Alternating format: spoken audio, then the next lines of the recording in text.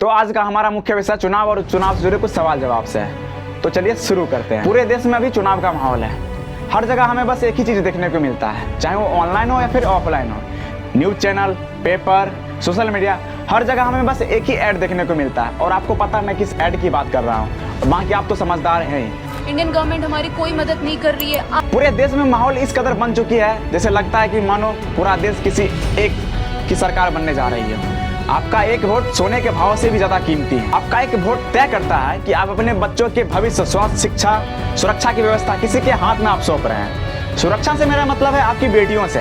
India में हर रोज लगभग हजारों लड़कियां गायब होती है। कितनों का रेप होता है और ये गरीब की बेटियां होती है। लड़कियों का रेप करके उसे बहुत ही बेरहमी तरीके से मार दिया जाता है। और जब आरोपी गिरफ्तार होता है तो किसी ना किसी नेता का आदमी निकलता है। आप चीखते हैं, चिल्लाते हैं कि हमें न्याय चाहिए और आप न्याय के लिए रोड पर भी उतरते हैं, लेकिन आपकी एक भी नहीं सुनी जाती है, क्योंकि सिस्टम और पावर किसी और के हाथ में है, जो कि आपने ही उन्हें दिया है। ये जनता के हित के बारे में बात तो करते हैं, लेकिन करते कुछ नहीं है। अभी चुनाव सर पर है। अभी आपके पास नेता आएंगे और नेता के कुछ लोग आएंगे जो आपको बहुत सारे सपने दिखाएंगे और विभिन्न प्रकार के अपॉर्चुनिटी देंगे।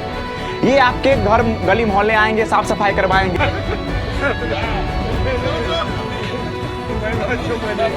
आपके पैर पकड़ेंगे, आपके पैर धोएंगे, आपके बच्चों को गले लगाएंगे और उनकी पॉटी तक साफ करेंगे। ये आपको इस तरह से दिखाएंगे कि जैसे मान लीजिए ये आपका एक मसीहा हो, ये आपका हित चाह रहे हो। अभी हाल में ही जितने भी लोगों को राशन मुफ्त में मिल रहा है, उनको कहीं ना कहीं किसी नेता का फोटो देखने को मिलेगा वहां पर। ये दिखाने के लिए कि सरकार आपके लिए बहुत कुछ कर रही है, मुफ्त में आपको राशन दे रही है। अभी हाल फिलहाल में पेट्रोल पर 2 रुपये की गिरावट हुई है। मैंने 2% नहीं बोला है, जिसको हमारे देश की गोदी मीडियाओं ने बड़े धूमधाम और शोर शराबे के साथ दिखाया कि मानो जैसे जनता का बहुत सारा बचत हो रहा हो। मान लो आप 10 लीटर पेट्रोल डलवाते हैं, जिसका कॉस्ट आपको 1000 रुपये से ज्यादा पड़ता है, जिसमें आपको बस 20 रुपये की बचत होती है। वाह, कितना बड़ा अमाउंट की बचत हो रही है ना। लेकिन ये यहाँ पर अपना नेता का फोटो नहीं लगाएंगे। अभी गैस सिलेंडर 1150 रुपये मिल रहा है, जो कि गवर्नमेंट दे रही है।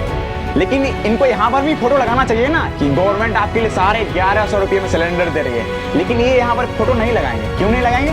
क्योंकि ये काफी ज्यादा कीमती है। जितने भी नेता और उनके लोग हैं, ये गरीबों को टारगेट करते हैं। ये गरीबों को कॉलोनी में जाते हैं जहाँ एजुकेशन की कमी है, वहाँ के बड़े लोग से सेटलमेंट करते हैं, पैसे और झूठे डेवलपमेंट की दिखाकर उनसे वोट लेते हैं। सच बताऊं तो ये लोग गरीबों से ज्यादा वोट लेते हैं। देश में रहने वाले मैक्सिमम लेडीज को ये भी नहीं पता कि हम वोट किसको दे रहे हैं। सबका अच्छी तरह से माइंड वॉश हो चुका है। चारों तरफ सिर्फ एक ही आदमी का प्रचार देखने को मिलता है। ये प्रचार में दिखाते हैं कि ये लोग क्या नहीं किए हमारे लिए, लेकिन ये सिर्फ दिखावे के नाम मात्र है। इस टाइम सिचुएशन ऐसी बनाई गई है कि आप जब भी न्यूज चैनल खोलते हो तो उसमें आधे ज्यादा न्यूज आपको झूठे देखने को मिलते हैं, क्योंकि अब ये मीडिया जनता के हित का बात नहीं करती है। ये मीडिया देश की डेवलपमेंट, महंगाई, बेरोजगारी, क्राइम, गलत चीजों का विरोध करना, ये सारे कुछ भूल चुकी है। इनको बस पैसों से मतलब है। अगर आप इस मीडिया के सामने इनके नेता से कुछ क्वेश्चन करते हैं तो ये मीडिया आपको हर संभव आपकी बातों को चुप कराने का प्रयास करती है और आपके सामने से कैमरा और माइक दोनों हटा लिया जाता है। देश को पीछे ले जाने में सबसे बड़ा हाथ मीडिया का है, क्योंकि ये जनता को सही न्यूज देते नहीं है। जिस मीडिया का काम गलत के खिलाफ आवाज उठाना होता है, वही मीडिया जनता की बातों को दबाती है। क्या हमारी मीडिया इतना गिर चुकी है? चलिए वापस अपने टॉपिक पर आते हैं। साल 2019 से 21 तक भी से लगभग 13 लाख से ज्यादा लड़कियां गायब हो चुकी है। 2014 से लेके 2023 तक बेरोजगारी काफी ज्यादा बढ़ चुकी है। महंगाई आसमान छू रही है। पढ़ाई लिखाई का सामान का रेट काफी ज्यादा बढ़ चुका है। किसानों द्वारा प्रोटेस्ट किए जाने पर उनका स्वागत लाठी डंडों और विभिन्न प्रकार के हथियारों से किया जाता है। मेरे गोली लगी।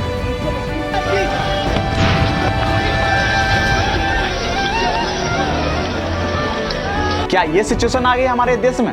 किसी टीचर के द्वारा पढ़े लिखे इंसान को वोट देना चाहिए, ये बात तक सुनी नहीं जाती है और उस टीचर को इंस्टीट्यूट से निकलवा दिया जाता है। लेकिन एक चीज याद रखना, अगली बार जब भी अपना वोट दो, किसी पढ़े लिखे इंसान को अपना वोट देना। गवर्नमेंट से पढ़ाई लिखाई की बात तक सुनी नहीं जाती है। अगर आप गवर्नमेंट के अगेंस्ट में बोलते हैं तो आप अरेस्ट भी हो सकते हैं। एक ऐड में हमें दिखाया जाता है कि मोदी जी ने हमें बचा लिया, लेकिन रियलिटी आप सबको पता है कि देश में शांति के नाम पर क्या हो रहा है। मणिपुर के लिए बात करना चाहता हूँ।